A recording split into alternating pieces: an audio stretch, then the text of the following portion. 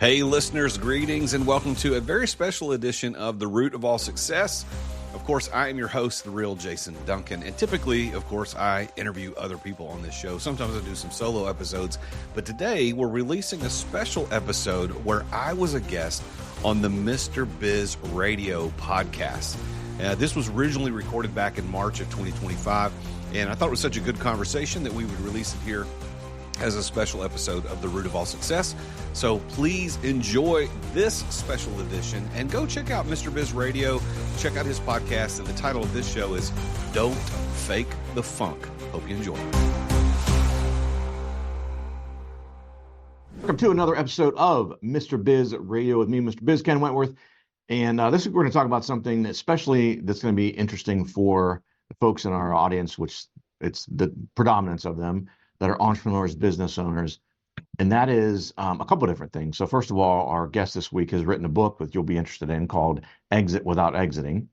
And then we're also going to talk later in the show about some tips that he has, and you're going to hear why he has these tips because of his amazing experience and his journey that he's had, and we'll get into that in a minute here, but on how to really, this sounds completely counterintuitive to most people, and that's why I wanted to have him on, is how to scale your business while also stepping back from the day-to-day operations. And most entrepreneurs out there are scratching their head right now, like, wait a minute, I thought I'd have to be more involved, and I'm gonna have to work 80-hour weeks instead of 70-hour weeks if I'm trying to scale, et cetera. And that's why this show is gonna be so great today. Our guest today is the real Jason Duncan.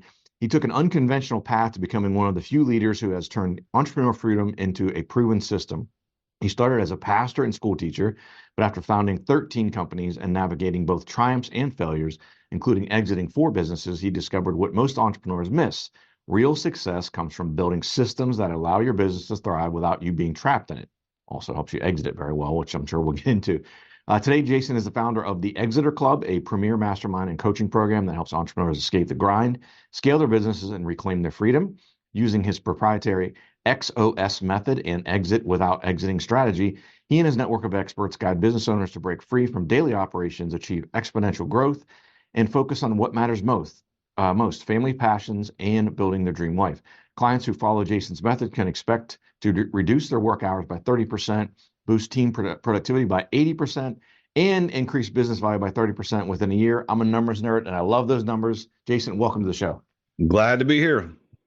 Yeah. So, gosh, where do we even start? I want to start with your journey because obviously with 13 companies, and as you mentioned, and I mentioned in the intro, I'm sure you had some great successes and probably some challenges in there too. So tell us a little about your journey and how you got to where you're at now.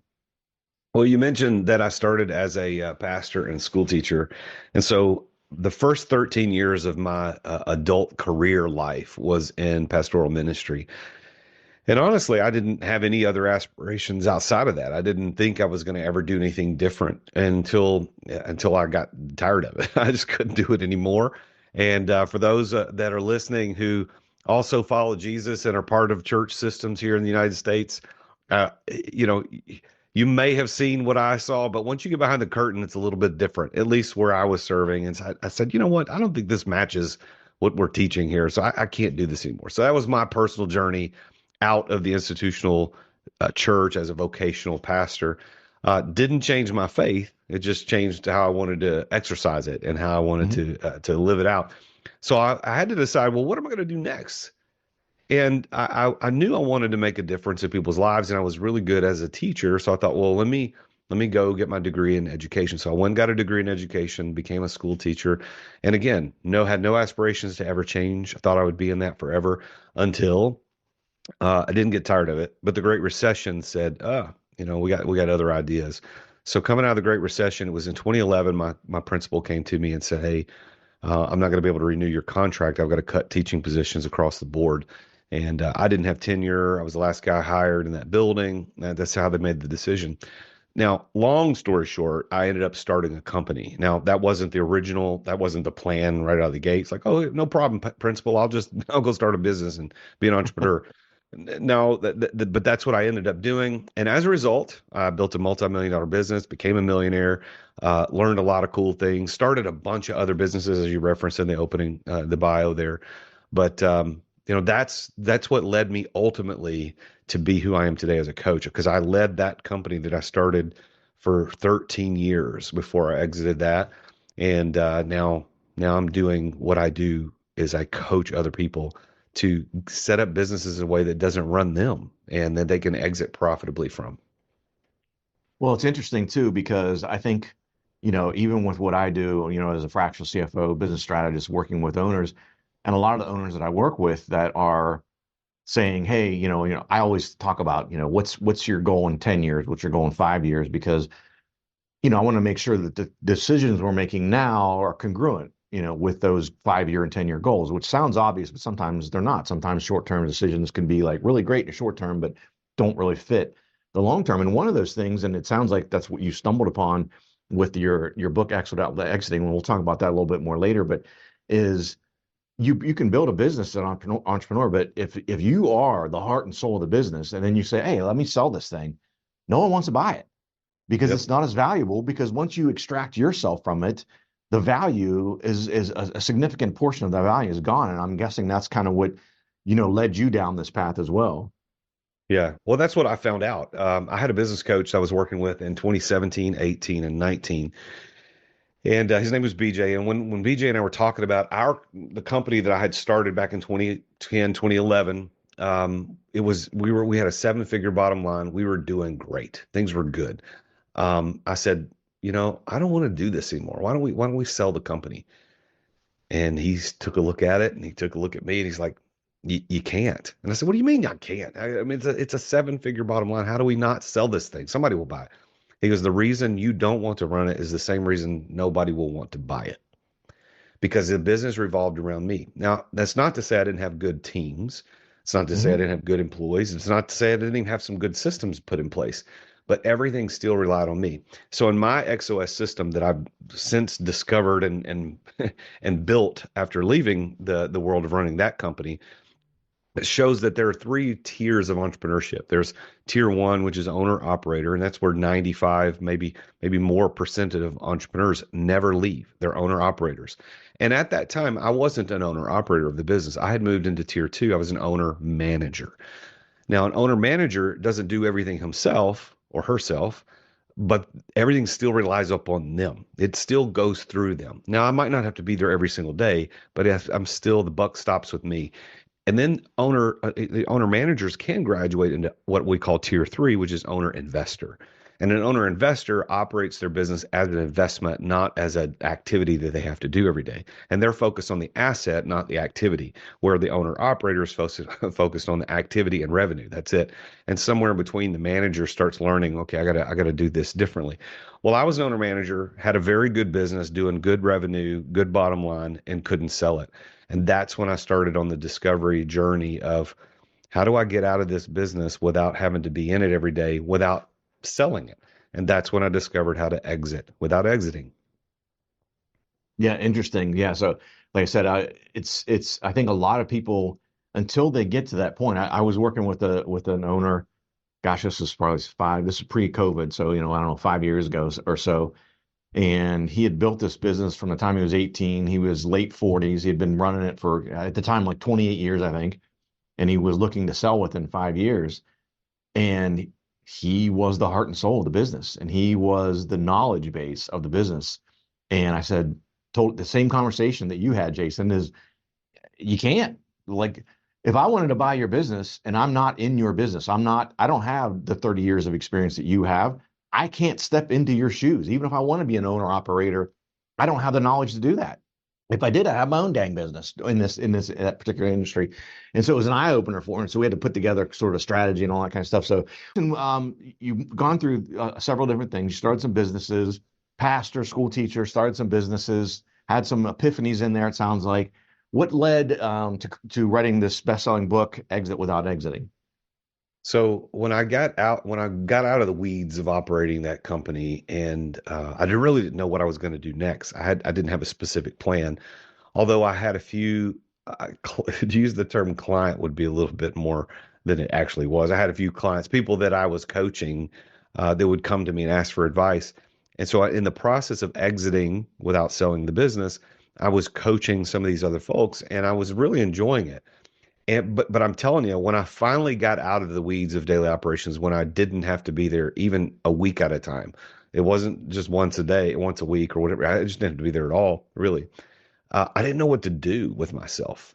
Honestly, I went through an identity crisis, and I had another mentor coach that I was meeting with, and we met every week, and we would have lunch, and I just I tell him like I don't know who I am. I carried this business card for over a decade that said president and CEO of this company, and now when I introduce myself, first of all I don't have a business card, and I don't even know what I Right. would say. Like I still own the company, I still get paid, but I don't have a function other than just being the owner of the business. And so that identity crisis led me to understand who I am. And I discovered my what I believe is my purpose and my unique gifts that I think God gave me, and that is of teaching and leadership. And I thought, well, how can I use this? And it just became natural to look at coaching because I was already doing some of it. I certainly wasn't ever going to go back to the pastorate. I was never going to do that. I had toyed with the idea of going back to the classroom, but I thought, man, I don't think that's exercising this gift at its full capacity. So I Mhm. decided well, I'm just going to start a coaching business. And of course, anybody who's ever started a business, especially in the coaching world, you have an idea of what you want to do starting out. That almost 100% of the time never actually happens. That is Right. not the thing that will make you money. I had this thing called Results University. I had 128 courses, and I was going to set up this online university for entrepreneurs. And that's what I started. I started with that, and then it went all haywire and didn't work, and I had to iterate and iterate and iterate till I found what I'm doing today. Well, through that process, one of the marketing companies I hired said, Jason, you need to put this in a book. You need to start telling people how to do what you did. And that's why and how I started writing the book. Yeah. I think we have authors on all the time, and it seems like there's always a very common theme, and it's something along the lines of what you're talking about, Jason, is, they're working with a marketer, they've got a coach, they've got something, and they're like, man, you got to put this in the book. You've got this knowledge, you've got to put your expertise out there so people can, see your expertise, and that becomes your business card, right? It's interesting you mentioned even before that, though, you know, the company had become somewhat of your own personal identity with, president, CEO, as you mentioned, with the business card. I hear this all the time about people when they exit business. I've got a close friend of mine, ran a business, very successful, et cetera, sold to his partner, and he went through the exact same thing you're talking about. I could hear his words as you were saying them, Jason, where he was like, I just, he'd want to meet me for, usually we would get together for a breakfast once a month. And all of a sudden he wants to go, hey, let's go to breakfast. And then it'd be like, whoa, hey, at breakfast on Tuesday, he'd be like, hey, you free for lunch on Friday? Like he's got all this free time. And he's like, same thing, the exact same thing you described. We were at a breakfast and someone walked up that I knew, and I went to introduce him. And I said, this is my friend Paul, et cetera, et cetera. I said, Paul, and Paul's like, yeah, hey, I'm and he kind of looked at me and he looked at the guy I was introducing to, and he's like, I don't know what I am. Honestly, I don't know what I am at this point. He went through the same thing, and he took some iterations as well, and kind of shifted into the real estate game and all that kind of stuff. And he's pretty deep into that now. But I can absolutely relate to that of having to, kind of figure that out. That all being said, what in writing the book, what was the most difficult? I always like to ask this question because I've written a couple of books myself. And what is the most difficult part about writing the book for you, Jason? Starting. It, That's it, it fair. was like I want to write a book now. I am ready mentally, but Hmm. well, I say maybe I've got the idea, but I haven't started, and that's the hardest part because once you start, you're going to be all right. It's going to be fine. I tell people all the time, the pain of indecision is worse than the pain of a bad decision. And so right now I'm in indecision. Like, do I start it? Do I not do it? And it's painful. If I just started the book and wrote a crappy book, that would be less painful than what I'm living in now. So starting the book was the hardest part. Let's take a quick break to thank our amazing sponsors for making this podcast possible. As an entrepreneur running multiple businesses, effective communication is critical for me. I've tried all kinds of outreach tools over the years, but none have compared to Dubb when it comes to driving real results, and that's DUBB. I was one of Dubb's first users. I think it was like 7 years ago when they first launched, and I've been a loyal customer ever since. Dubb has completely transformed my prospecting, my client communication strategy, and here's why. Dubb makes it simple to record personal video messages and share them across email, SMS, social media, and more. And this brings back the face-to-face connection that's missing from most digital outreach. And what happens is my prospects instantly feel more engaged when they can put my face to my name. I end up building a stronger relationship faster by incorporating these videos, these video messaging into my workflow. Dub also provides tracking and analytics so I can see exactly who engages with my videos and how they respond to them. Their automation and their CRM features help me nurture leads and close more deals. I mean, that's what we're trying to do, right, as entrepreneurs.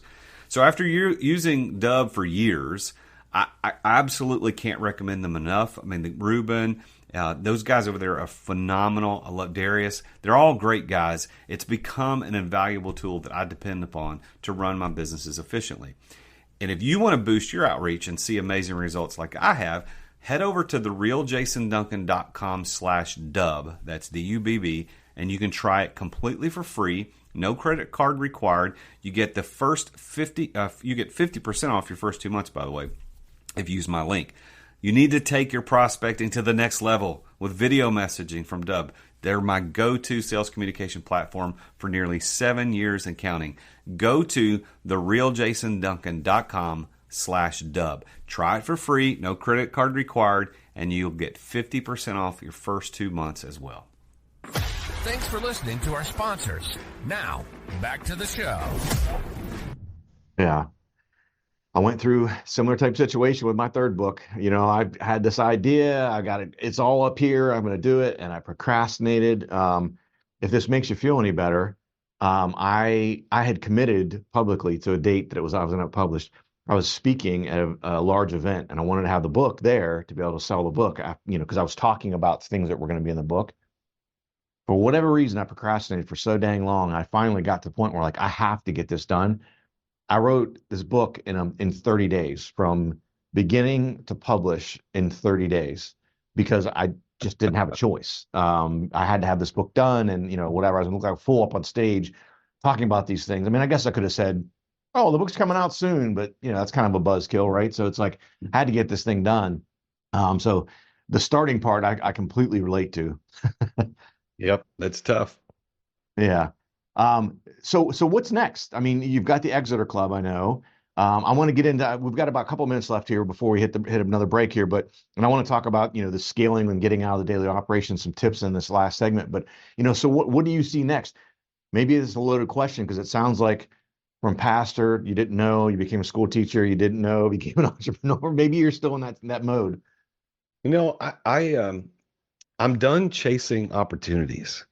And I think that's the cool part about where I am in life right now, is that for most of my entrepreneurial career, it was about chasing opportunities. It's like, what could I make money on next? What's the next big opportunity? I was always looking. Now, I had one anchor business that was leading me, but that's why I started so many other businesses, most of which failed or didn't work, because I was chasing opportunities. Well, in July last year, I made a decision and was no longer going to chase opportunities. I was going to double down and focus on the Exeter Club as a mastermind. And that is all I'm going to put my energy until I hit a certain number of dollar in recurring revenue, which I haven't hit yet, but there's a dollar amount that I want to hit. I haven't hit that yet. And I said, I won't do anything else until that happens. So I've turned down opportunities. I actually, at the time that I made that decision, I had an LOI. I'd already signed to purchase another business. And the owner of that business kept hemming and hawing around about my offer. And when I made the decision, I just sent him an email and said, "Hey, look, here's the deal. If you don't accept my offer as is, no changes, no negotiations by the 31st of July, I'm walking. And this is not a threat. This is a promise, because I've got to move on." And he didn't get back to me. It took him, he was mid-August before he got back to me. But for me, that was the sign. And so I didn't do it. I had another friend who reached out to me and had a great business opportunity that would have made a lot of money. And I just had to be frank with him, said, "Look, I want to do this, but I'm not going to do it yet." So for me, what's next is I'm doubling down I'm continuing. We tripled in membership last year. I want to double in membership this year. And when that happens, then I'll start looking at opportunities again. I like it. Well, congrats on that success. That's amazing. I would assume, you're talking about chasing opportunities and everything. The number, and I don't have the stats, I'm sure you do, but the number of baby boomers exiting their businesses, or going to be exiting their businesses over the next 5 to 10 years, it's huge. I mean, you're in a sweet spot for sure. I'm excited to hear about your growth. I was derelict in my duties of mentioning this. I say it slightly tongue in cheek, but also in some seriousness. Those that are listening, right? If you're listening to this on a podcast or whatever, this is not just a plug to go out to our YouTube channel and check this out. But producer Alan and I both, when we came on before we started the show, producer Alan said it first, but I was thinking the same thing. Jason looks like a doppelganger for Ryan Reynolds. So especially if you're a female and you like Ryan Reynolds, you might want to go out and check out, the YouTube channel. And if you're curious and you think that producer Alan and I might be crazy, go out and check it out. But yeah, he definitely looks like Ryan Reynolds. I'm going to ask him about his next set of movies as well. I thought that's what I was trying to set him up to promote his next movie because I forgot that he wasn't actually Ryan Reynolds. So Ryan, tell us about, we've talked about all these things, and I don't want you to give away all the secret sauce, so to speak, but give us some tips that are some practical things that maybe our viewers, our listeners can use as they're trying to scale the business and while stepping back, while, again, I think sounds counterintuitive to most folks that don't have that strategic vision that you had to develop the XOS system. Well, I believe that you've already kind of alluded to this at one point during our conversation, is that businesses are worth a lot less when the owner is the operator. And that is a mindset shift that you've got to make. Is you have to understand that while you are better at it than everybody, while you have done this longer than everybody, and you probably are smarter than everybody, you're certainly more well-funded than everybody that works for you. While that's all true, that is also the thing that's going to hold you back from building a business that's worth anything. Now, if you want a job for the rest of your life and you want to be an owner operator and you want to be your own employee, more power to you. If you want to keep scooping ice cream until you die, that's great. But if you want to build something that is bigger than you, that will be worth something even when you're not there, you have to have a mindset shift to understand that your business is going to be worth more to everybody involved if you're not involved. I think it's very selfish, really, if you think about it, for an owner operator who at least has been told this information and they continue in it, because you are putting your entire company at risk. Because if you get hit by a bus or you get sick, if something happens to you and you're not there, everybody doesn't get paid. The business shuts down. And that's not what you want. I know you don't want that, but that's Right. what you're doing in effect. So I think there's a mindset shift that's got to happen. And honestly, most of the guys that come work with me in the Exeter Club, they've had that revelation. They realize, holy crap, I can't keep working 50, 60 hours a week and expect to live the life that I want, because I'm just digging a hole. It's not going to get any bigger. It might have more zeros in it, but it's still a hole. Right. And I think, again, from my experience, and not nearly as extensive as yours in this space, but I think it takes guys, girls getting far enough along as business owners to where they've had some success. They've been running the business for, let's say, 20 plus years. And now all of a sudden they're in their, I don't know, 50s, let's say. And they're like, hey, man, I want to start going on vacation more. Or I want to buy an RV and go do this or go do that. Or maybe they're a little bit older. They've got kids and their kids are having grandkids and they want to spend time with their grandkids. And they're like, yeah, I'm working 60 hours a week, man. I don't really have time to do that. And coming to that realization, like, I don't want to do that. I want to enjoy some of the fruits of the labor of the last 20 plus years of building this business, et cetera. A lot of people don't get to enjoy that. They just don't. And I will say this as an example, not because I want to brag, but when you get a business to run that doesn't require you to be there, some cool stuff starts happening. I was sick. I've been sick primarily almost all of the month of February, but there was a week and a half that I was literally in bed, couldn't move. It was pretty bad. When I came back to the office, so to speak, and messaged all my clients on our private chat and all the mastermind members is, hey, sorry, I've been kind of MIA this past week. I've been sick. We're very sick. I'm kind of on the mend. I'm coming back. And a couple of people said, we didn't know you were gone. Like, your team is doing such a good job. I have 5 coaches on the team. I have an assistant. I got an intern and an apprentice. So everybody ran everything without me being there. And so that's cool. So that happened. And I run a coaching business, for goodness sake. Like, this is a personality driven business for most people, but I'm building a coaching business and a mastermind that will be worth something without me. I'm building a brand. The real Jason Duncan is a personal brand, but I'm building a brand in the Exeter Club that hopefully one day somebody else will come along and say, you know what? I don't want to start one from scratch. Let me just buy yours. Okay, that's fine. Because that's what you can start doing. Now, on the other side of things is I'm building a business that I can take breaks from and it doesn't hurt. I have 32 days that I am scheduled to be on trips with my wife this year. Not all at once, but 32 days. I have 30 additional days that I'm scheduled to be on vacation on a motorcycle with my buddies, my friends, because I love to ride motorcycles. So that's 2 full months, if you think about it, that I'm going to be away from the business, yet it still runs. Now, that doesn't happen by accident. And maybe I could make another 100 grand a year if I didn't take all that time off. But why would I want to make an extra 100 if I'm not off riding a motorcycle or spending time with my wife? What's the extra 100 do for me? Right. I'd rather die broke, but have had a great life than to die with millions of dollars and not have done what I wanted to do. Yeah. No, I love that. Yeah, for sure. I know you're a big systems guy, right? So what are the key systems, as an entrepreneur? I know it varies by business, things like that, but what have you found that you, at least on the surface at the macro level, look at business and say, hey, man, here are the top systems you need to have sort of working like a well-oiled machine in order to pull this off? Well, I think sales, if you're talking about specific systems, sales is probably the number one. I mean, acquiring dollars is your whole job as a business owner. That's it. I had a conversation this morning with my intern who's only been with me for a couple of months. And I told him, I said, look, your job as my intern is to wake up every day and go, how can we get Jason to have more income coming in? Not personally, but as a business. Right. How do we do that? Of course, personally, that'd be great too. But how do we do that? Because that's the way this works. We have clients who pay us a monthly fee to be a part of the mastermind. The more we have, the more money we have, the more that we can do. The less we have, and the opposite. That's the whole game. So sales, marketing, that's probably one. But I think to back it on up a couple of levels from that, Ken, is to say that it's really about having defined SOPs, standard operating procedures. And what most people get messed up about standard operating procedures and SOPs is they believe that it's an instruction manual. And now there's a place for instruction manuals, and you should have that.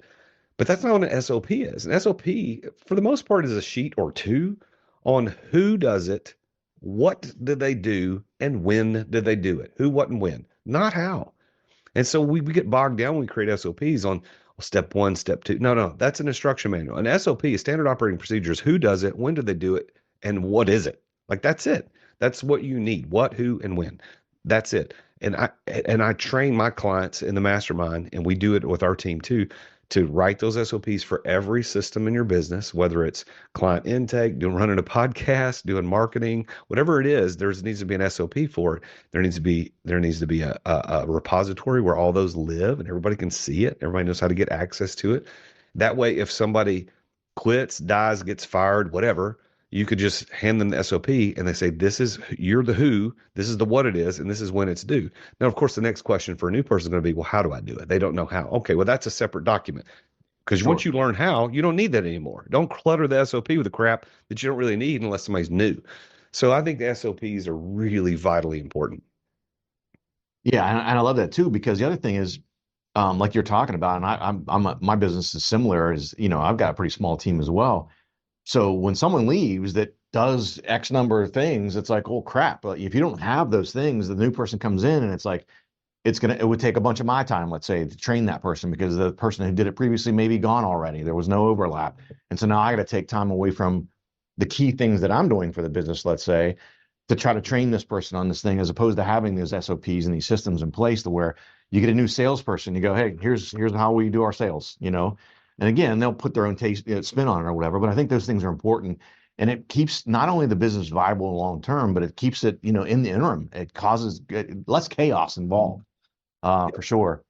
So, Jason, unfortunately we're out of time here, but I really appreciate you coming on. I really love hearing about exit without exiting, the book, and the Exeter Club as well.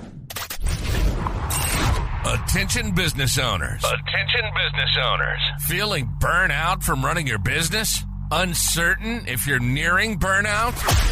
Take our free 10-question business burnout test at businessburnouttest.com to discover where you stand. With just 10 quick questions, you'll learn how to immediately begin making changes to regain freedom and success. Cut your daily operations time in half. Improve your quality of life and prepare your business for your future exit without losing revenue or profit.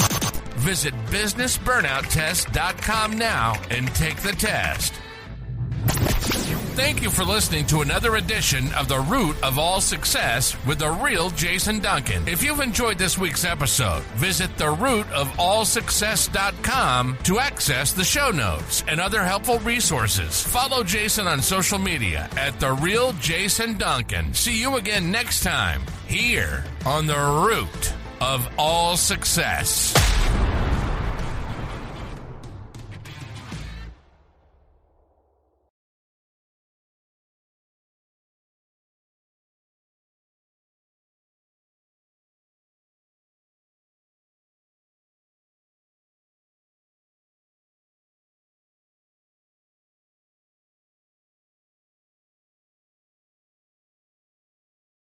This podcast is a part of the C-Suite Radio Network.